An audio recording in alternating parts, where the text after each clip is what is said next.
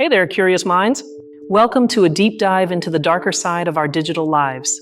Today, we're going to unpack an idea we've all quietly accepted, an idea that might be slowly sabotaging our peace of mind and our ability to think clearly. Have you ever felt that pang of anxiety for not replying to a message immediately? That invisible pressure to be available 24/7 as if you were an emergency service and not, a human being? You're definitely not alone in this. It's a collective feeling that's slowly consuming us. This modern trap? We call it the tyranny of always-on culture. It's that expectation, both societal and self-imposed, that we should be accessible at all times, across every platform. What started as a promise of connection has morphed into a sentence of perpetual interruption. Think about it for a moment. It's not just your boss messaging you after hours. It's the group chat, your family social media pings. Each one is a tiny knock on the door of your mind, an interruption that fragments your attention and steals your capacity for deep focus. At first, it felt like a superpower. We could work from anywhere, stay connected with loved ones across the globe. But at what point did this convenience turn into servitude? When exactly did we cross that invisible line separating genuine utility from digital oppression? The root of the problem is neurological.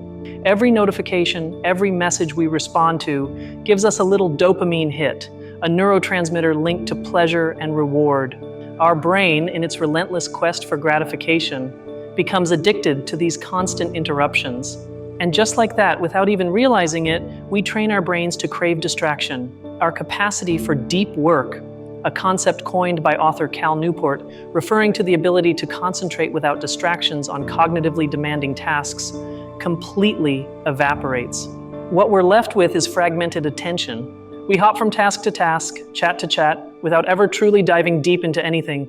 This not only diminishes the quality of our work, but also leaves us in a constant state of mental unrest, utterly unable to find peace. Sociologists from various European universities are already coining it the Great Defocusing. They warn we're raising a generation that might be incapable of the sustained reflection essential for innovation, art, and complex critical thought. This culture of constant availability completely blurs the lines between work and personal life. Home is no longer a sanctuary for rest. It morphs into another office, another node in the network where we're expected to be always on, always ready to respond and react. The result is a phenomenon psychologists know all too well: burnout. It's more than just being tired, it's a state of emotional, physical, and mental depletion caused by excessive and prolonged stress. It's that feeling of having absolutely nothing left to give. And with burnout comes its inseparable companion, anxiety. The expectation of constant availability creates a persistent undercurrent of nervousness. What if I miss something important? What if I don't reply fast enough? It's a form of self-imposed surveillance, a constant watchful eye. Recent neuroscience research using brain scans shows that this hyperconnectivity keeps our amygdala, the brain's fear center, in a constant state of alert. We're literally living in a perpetual low-grade fight-or-flight mode. This state of chronic alertness directly impacts our sleep quality. How can the brain possibly enter those deep, restorative sleep phases if it's conditioned to wake up with every vibration, every flicker of the screen in the dark room? Lack of sleep, in turn, exacerbates anxiety and diminishes our ability to handle stress. It becomes a vicious cycle. We're too anxious to sleep and too tired to cope with the very source of our anxiety. From a philosophical perspective, the problem runs even deeper. We're losing our autonomy. By yielding to the expectation of immediate availability, we allow other people's agendas to dictate the rhythm and focus of our own lives and thoughts. We stop being the authors of our own day, becoming mere reactors to external stimuli. We're transforming into what the South Korean philosopher Byung-Chul Han might describe as performance subjects, optimized for network efficiency, not for human flourishing. We lose the space for boredom. And though it might sound strange, boredom is crucial. It's in those moments of apparent mental inactivity that creativity, introspection, and the most original ideas truly emerge. It's the mind's blank canvas. By filling every single second with an interaction, a notification, or a mindless scroll, we're paving over that fertile canvas. We're robbing ourselves of the opportunity to connect with our own thoughts, with our inner world. The paradox is immense. In our quest to be more connected with others, we're actually disconnecting from the most important person, ourselves. Communication becomes broad yet superficial. We know the avatars, but not the souls behind them. This erosion of the self has profound social consequences. If no one has time for deep reflection, who will tackle the complex problems facing our society? Who will possess the attention span to actually read a book that challenges their beliefs? This culture of immediate availability also fosters impatience. We become accustomed to instant responses, quick fixes. This translates into a lower tolerance for slower processes, which are the very foundation of real learning, meaningful relationships, and lasting social change. Now, here's the most unsettling part. This situation isn't an accident. It's not just some unintended side effect of technological progress. For many economic and power systems, our distraction and constant availability are features, not bugs. A distracted populace is easier to influence. A population constantly seeking instant gratification is a perfect consumer market. A workforce that never truly disconnects is, in theory, a more productive workforce, even if the reality is utter exhaustion. The attention economy is the business model for many of the world's biggest platforms. Your attention is the product they sell to advertisers. Therefore, the entire system is designed to capture and retain it by any means necessary. They make us believe that the flexibility of being always on is a huge advantage for us. But in reality, it often benefits the systems and structures that demand our constant productivity or our constant consumption. It's a subtle but relentless transfer of power. The tyranny, then, isn't just the technology itself. The real tyranny is the ideology that comes with it, the pervasive belief that being busy is synonymous with being important, and that constant availability is a moral virtue rather than a glaring vulnerability. We've internalized this tyranny. We feel guilty for taking a break, for not responding immediately. Bosses and colleagues might seem like the guards of this invisible prison, but often the cruelest jailer is ourselves. So are we condemned to live in this cage of perpetual interruptions? Not necessarily. The first and most powerful step is simply to become aware, to truly understand that our time and attention are the most valuable resources we possess. Reclaiming our attention is an act of rebellion. It's a declaration that our mind isn't a public space open 24/7. It's a private sanctuary that deserves to be fiercely protected from the constant intrusion of the digital world. We can start with small, actionable changes. Set clear boundaries for checking emails and messages. Communicate your availability limits to others. It's not about being inaccessible, it's about being intentional with your connection. A super useful practice is to designate tech-free zones in our homes, like the bedroom or the dinner table. These are sacred spaces where face-to-face conversation and mental rest take absolute priority over any glowing screen. We can also turn technology against itself. Disable the vast majority of your notifications, keeping only those that are genuinely urgent. Every silenced notification is a small piece of mental sovereignty reclaimed. Embracing periods of digital detox can be incredibly eye-opening. A day or even just a few hours without screens can remind us what the world feels like, unfiltered and uninterrupted. It can reconnect our brains with a more natural rhythm. On a collective level, we desperately need a cultural shift. We need to foster the idea in our workplaces and social circles that time spent disconnected isn't laziness. It's an essential part of the creative process and human well-being. We need to normalize the right to disconnect, a concept already enshrined in law in some European countries. The expectation of availability outside work hours should be seen for what it truly is, an invasion of our personal time. Let's remember that the tools we use should not be using us. A hammer doesn't tell the carpenter when to nail. We must be the masters of our technology, not its anxious, exhausted servants. Next time you feel that urgent pull to respond immediately, just pause. Take a breath. Ask yourself if it's truly urgent or if it's just the tyranny of availability whispering in your ear. Most of the time, the answer can absolutely wait. Protecting your focus isn't selfish. It's an act of generosity. It allows you to offer the world the best version of yourself, an attentive, creative, and present version, instead of a fragmented and perpetually distracted one. Silence and solitude aren't voids to be filled with digital noise. They're essential spaces for processing our thoughts, consolidating our memories, and truly getting to know ourselves on a deeper level. The fear of missing out, or FOMO, is ultimately an illusion. The truth is, by constantly checking in, we're actually missing out on the most important thing, the life happening right in front of us, without a screen getting in the way. This culture affects even our most intimate relationships. The term phubbing, ignoring someone because you're looking at your phone, is a clear symptom of this ailment. We offer our physical presence, but our attention is miles away. This divided attention devalues human interaction. It sends the other person the message that they're not as important as the potential world buzzing inside our device. It's a subtle yet painful form of invalidation. Think of it this way, your attention is currency. Each day you have a finite amount. Are you investing it wisely in things that nourish you and help you grow, or are you simply giving it away to an endless stream of worthless distractions? Multitasking, that highly revered skill in our productivity-obsessed culture, is largely a myth. A meta-analysis of studies from Stanford University actually showed that heavy multitasking reduces efficiency and work quality rather than increasing it. What we're actually doing is task switching, an action that costs our brain precious energy and time to refocus. Every time you glance at a notification, you pay a cognitive tax that depletes your mental resources for the rest of the day. Social pressure plays a huge role in perpetuating this cycle. If everyone in your circle responds instantly, you feel obligated to do the same to avoid being seen as lazy, disinterested, or unreliable. It truly is a race to the bottom of exhaustion. Breaking that cycle requires courage. The courage to be the one who replies in an hour, not in a minute. The courage to put an out-of-office message on your personal life. The courage to reclaim your right to be unavailable. And you'll find that in most cases, the world doesn't end. Truly urgent problems are rare. Most communications can absolutely wait. False urgency is one of the most effective tools in the tyranny of availability's arsenal. This isn't about demonizing technology.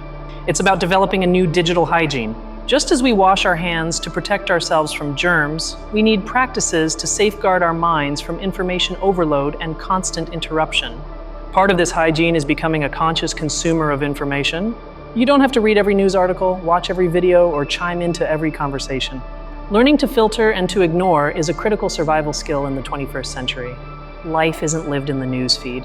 It's lived in moments of genuine connection, in work that truly absorbs us, in the beauty of a sunset, in the quiet of a room. These are the rich experiences that perpetual availability is stealing from us.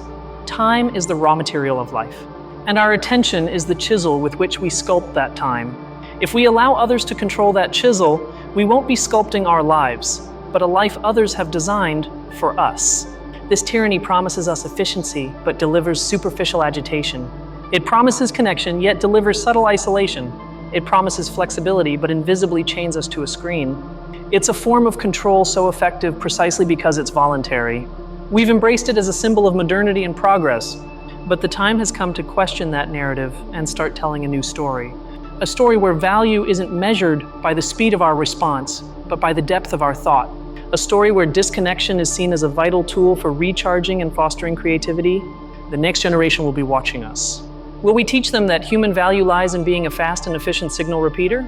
Or will we show them that the true essence of being human is to create, connect, and contemplate in peace? Don't underestimate the power of a single act of resistance. Turning off your phone during dinner, leaving it at home when you go for a walk. Each of these small gestures is a vote for a more human, less frantic future. The irony is that by being less available to the digital world, we actually become more available to the real one. More available to our partners, our children, our friends, and most importantly, to our own inner voice. This isn't a battle won overnight. It's a daily practice. A conscious commitment to protect the boundaries of our minds against the constant invasion of the trivial and the supposedly urgent. Ultimately, the question isn't whether we can always be available. Technology has already answered that. The real question is whether we should be.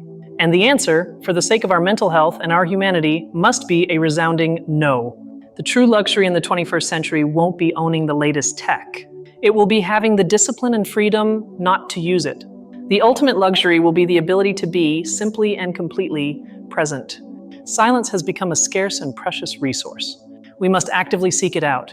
Schedule time in your calendar, not just for tasks, but for doing nothing at all. To allow your mind to wander and simply recover. Companies also bear a responsibility. Those that promote a culture of constant availability are burning out their most important asset, their people.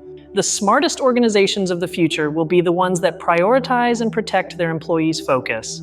A slow work movement is quietly brewing, one that values quality over quantity, deep thinking over rapid reactions, and human well-being over short-term productivity. It's a silent yet powerful rebellion. Adopting this philosophy isn't a step backward. It's a leap forward toward a more sustainable and ultimately more innovative way of living and working. The best ideas rarely emerge in the midst of an email whirlwind. Our memory is also severely affected. A study published in the journal Science indicates that constant interruption and task switching hinder the brain's ability to transfer information from short-term to long-term memory. We simply forget more.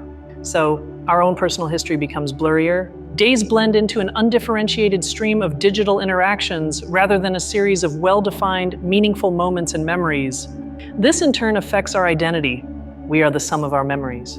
If those memories are weak and fragmented, our sense of who we are, our own personal narrative, also weakens. We become less ourselves.